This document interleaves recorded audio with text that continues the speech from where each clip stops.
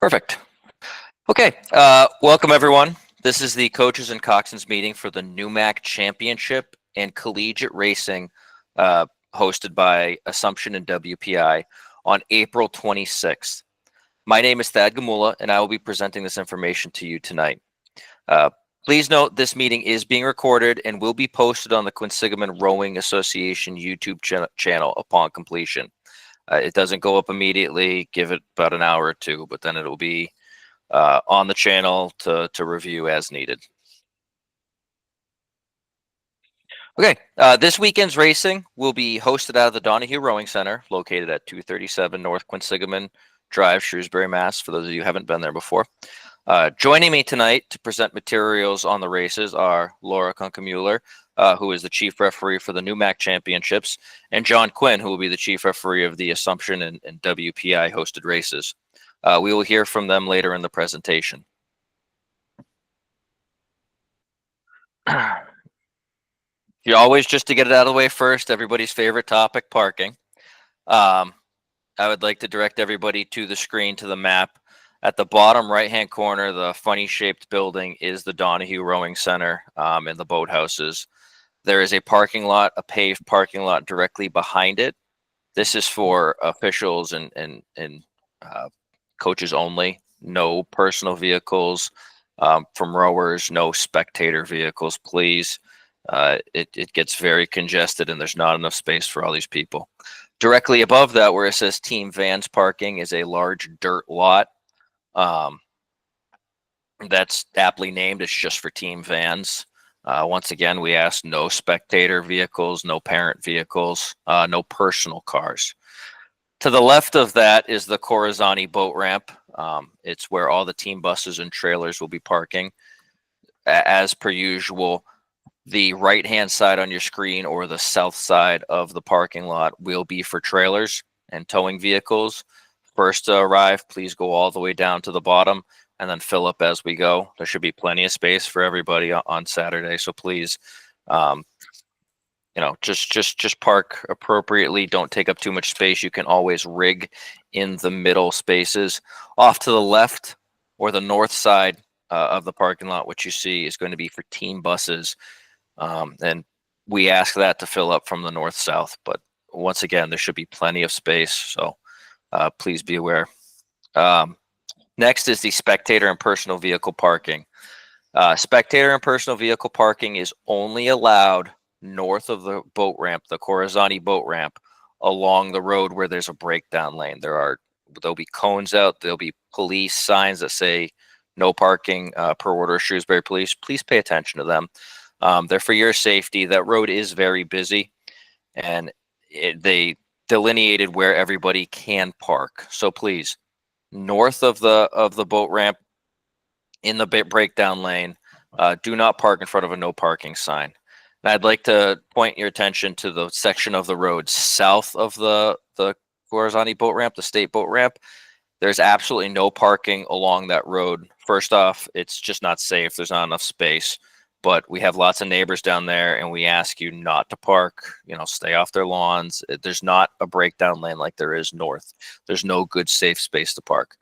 And then directly across from the boat ramp is post office property. They have a little green lawn area in the front along the roadway. There's absolutely no parking along that. And then the driveway to the facility itself, it's no entering. Think of it as no trespassing. Do not go across the street to warm up. Do not park there. Please just stay off the property.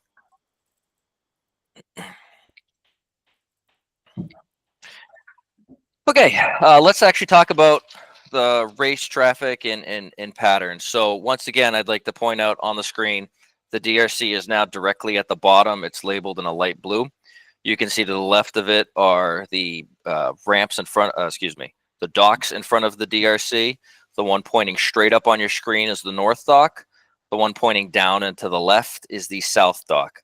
Everybody when launching will go off the north dock. Everybody when landing will come into the south dock. You have two options when you launch. You can either go straight to the cove, which is virtually no warm-up, or you can go diagonally across the race course to go to the Worcester Shore and warm up going down alongside the course.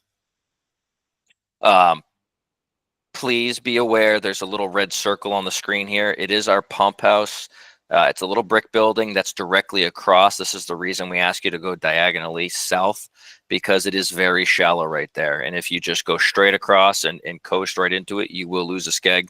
Please absolutely stay off of it. It's very shallow, and we don't want anybody losing a skeg. So when traveling north or south, please be aware of the buoy lines. We have 7 fully buoyed lanes out there, numbered from 0 to 6. 0 is closest to the Worcester shore, and 6 is closest to Shrewsbury. If at any point during your warm-up you find yourself within a buoy line, like within a, excuse me, if you find yourself within a lane, a buoy line on either side of you, you are in a racing lane. Please move. Do not practice in the lane, and give the buoy lanes plenty of space. You do not want to interfere with a race coming down the course. So if you do choose to warm up going south of the Worcester shore, please note you can row as far as the Route 9 bridge, which is past the finish line. The Route 9 bridge is a big blue arch bridge. The one thing we ask is do not go under the bridge. You can go to the bridge, but do not go under the bridge. The other thing we ask is do not stop on the finish line if you go south. We ask you not to go through the bridge because it's not policed. It's technically not within the race course. So please do not go through that big blue bridge. So when you have confirmed the course is clear, you can then cut across the race course if you've gone south, and then you turn and you go north along the Shrewsbury shore, following the same rules, away from the lanes. And we also ask that you stop when any race goes past. So you'll travel back north along the Shrewsbury shore, and then you're going to pass the DRC again. There's absolutely no pressure going past those DRC docks. It's a congested area. There's not a lot of space between the buoy line. Please stay aware of your surroundings. There'll be boats landing. There'll be boats launching. No pressure, absolutely no pressure through there. After this, you will continue north and enter the warm-up area. And you're going to enter the warm-up cove. You're going to see these little blue arrows on the screen. You're going to enter the cove through the farthest span to the right. It's going to be an embankment that comes into the water and a pier. You're going to go between that embankment and the pier. There's going to be a better picture that comes up shortly. The one thing we ask is to watch out. There is an abandoned boat that's directly next to the embankment. You have plenty of space, but we ask for crews to go single file, one at a time. And at all points going under 290, there is no pressure. 290 is the very large bridge that you start at. Whether you're entering the cove or you're coming to enter the race course, there is absolutely no pressure under the 290 bridge. Once you get up into that start cove, it's a counterclockwise pattern around there's 3 large buoys, white buoys out there. Counterclockwise, always keep your head on a swivel. There's plenty of room for warming up, but you need to keep your head on a swivel. And the last point on this screen I would like to point your attention to is off to the left. The cove extends further back. We ask you not to enter there. Please stay within earshot of the officials. We don't want the officials having to go and chase you down if you go far into that cove. So this is another view of kind of what our race course looks like, the path you're going to take. So to repeat, you enter between on the Shrewsbury shore. There's an embankment that comes down into the water in the pier, counterclockwise around the 3 buoys up in the cove, and do not go far into the cove. When your race is called, you will go through the small span. So everybody who has raced here this spring, this is another change compared to the previous races that we've held. You're going to go through the short span. You're not going to go through any of the lanes. You're not going to go through any stake boats to enter the start. You're going to go through that far Worcester span between the 2 piers. You're going to come down in reverse numeric order, so 6, 5, 4, 3, 2, 1, 0. As to not get in the way. We don't want lane 1 coming in and then trying to get locked on the stake boat and preventing 2 through 6 to get past. Please turn relatively close to the pier. Depending on the wind conditions, Just be aware of the weather conditions. You can turn close to the pier, spin, go into your lane, then turn it and back it down into your stake boat. We ask you not to go far down the course. You don't want to back down for 150 plus meters. But once again, you do have to keep in mind what the wind may or may not be doing. This is another view of what you'll be seeing as you're entering, as you're coming up from the DRC. So you can see all the way off to the left, that's the embankment I'm talking about. That's where you will enter the start and warm-up area. Between that embankment and that pier, you're going to go through that span. And then far off to the left, so there's this large span in front of you. That's where all the stake boats are going to be.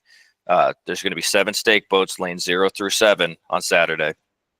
And there will be no space for you to enter the course through there or enter the start through that area. There's ropes everywhere. I can't stress enough, do not enter and go through a stake boat. You're going to go and enter the start line from that far left smaller span between those 2 piers near the Worcester shore when you are called. And that wraps up the stuff, most of the practicing in Start Cove area from me. And I'm going to pass it off to Laura Kunkemuller for the method of starting and the refereeing points. Laura? Great. Thanks, Thad. Hi, everybody. I'm Laura Kunkemuller. I have a couple of things for the NEWMAC Championship cruise before we get to talking about the start. The Coxswains weigh-in will be at 6:45 on the back porch of the DRC. So please come prepared to weigh in your uni and socks. So not what you're going to wear to race, but your uni and socks. And if you know that you'll need to carry more than 5 pounds, please bring a weight plate with you so that we can get a jump on assembling that weight. The weight is 121.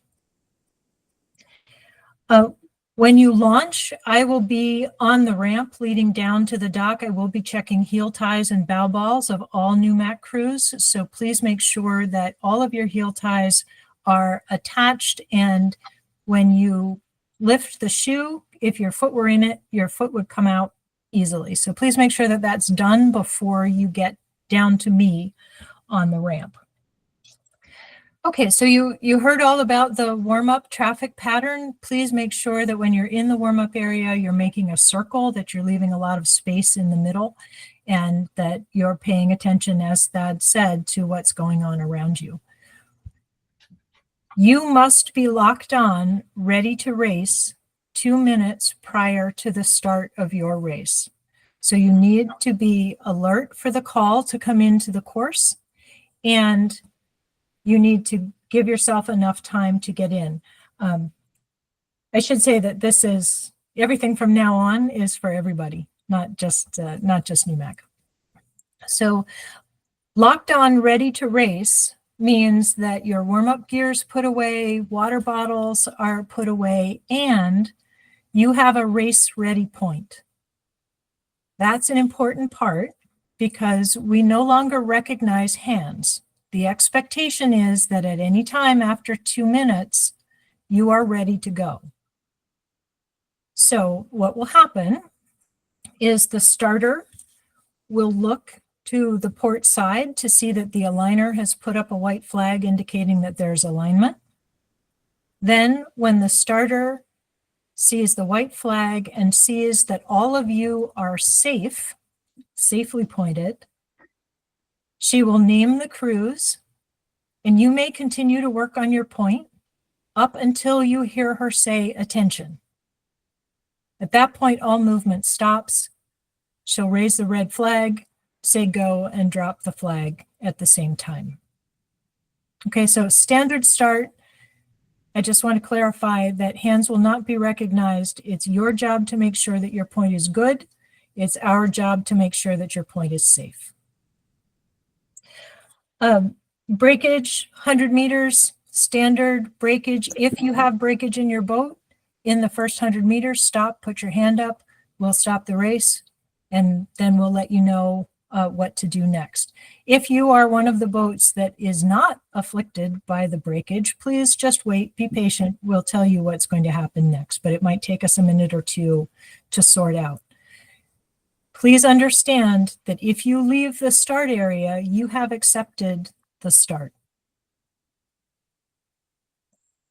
So we've got fully buoyed course, which is terrific. So straight shot down to the finish.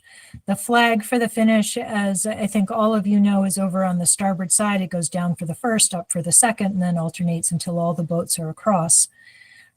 If after you've finished, you need to get the attention of the referee, please put your hand in the air and wave.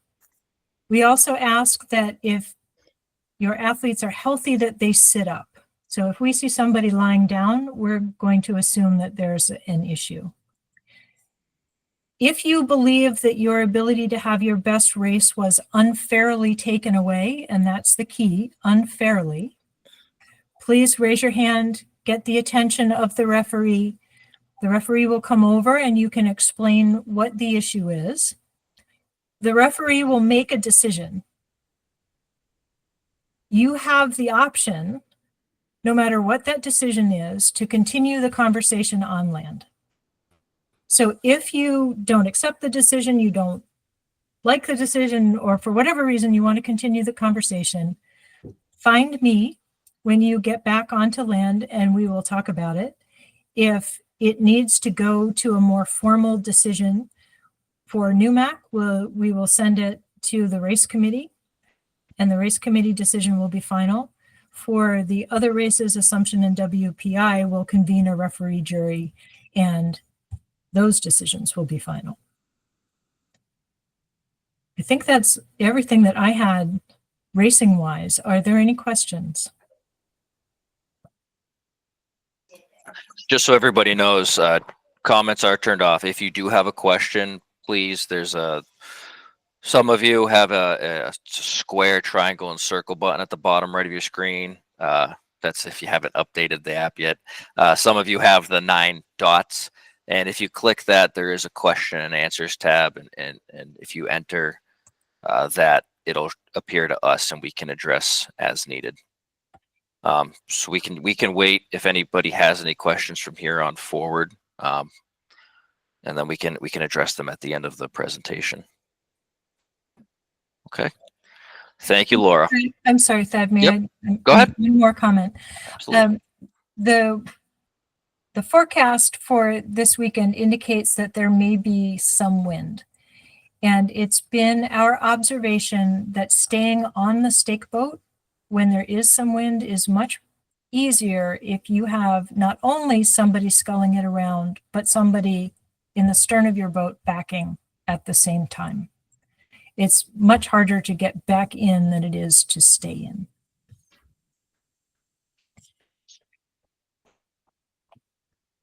Okay, thank you. And also to echo Laura's point, and I know John says it too. If you have anything that still after this meeting is unclear, say you've listened to the meeting, you've watched the recording, and still if it's still unclear, you can by all means approach the referees on the deck at the DRC and ask away. They're a very friendly group. And as long as it's a reasonable question, they will absolutely address it. Okay. So once the race has been made official, as Laura said, you're going to spin towards the Shrewsbury shore, which is your port side, and make sure you are off the course before heading back north towards the DRC. Once again, you're going to head back north along the Shrewsbury shore. Watch for oncoming races. Stay away from the course. Stay away from the buoy line. It's the same message. If a race is coming down, please stop your crew until the race passes and then continue. And then you're going to land at the south end of the DRC docks. Per usual, please no public urination. Porta potties are provided at the bottom of the boat ramp, and the clubhouse bathrooms are for local schools only. That pretty much wraps up the bulk of the presentation. Once again, please submit any questions you have by the question and answer function. It's either 9 dots in the lower right, or it's the square, triangle, circle symbol. If you click that, question and answers will show up. By all means, ask away. A recording of this meeting will be on the Quinsigamond Rowing Association YouTube channel after the completion. There's also a newly uploaded course overview on the YouTube channel. It's a video of the entire course, the buoyed course, so you can kind of get your points. You can see the every 500 point pretty clearly. It's a decent video to check out if you have a chance and you haven't been here. And to echo Laura's point, the forecast at this point in time is on your screen as well. Expecting some rain and some varying winds. We have no questions in the question and answer section, which is a good sign that we covered everything well, or we just have a shy audience. I don't know if John or Lori had anything else you wanted to add. Yeah, just two quick things, Thad. Number one, and I apologize for not being on camera, but I had a close encounter with a folding ladder in the garage about an hour ago, and my nose took the brunt of it. In any event, when you're in the warm-up area, as Thad has said, please be cautious. Before you take a power piece, have someone in the boat, the bow person preferably, turn around, make sure you've got a clear, open piece of water in front of you, and there's no one warming up directly in front of you. That's number one. Number two, there's at least one, and I believe it's the first race, 7-boat race. And what was said before about staying away from the buoy lanes is especially attentive to that, especially the first race. So if everybody is probably going to be on the water very early, I'm sure, and there'll be a lot of crews out there warming up. Both the first race as a 7-boat race, it might get a little crowded. So please, especially, stay away from the lanes for this first race. That was it, Thad. All right. Again, I apologize for not being on camera. Thank you, John. Still no questions, so I would like to thank everybody for attending, and we will see you this weekend. Thank you, everyone. Thank Have a you, good one. everyone. Right.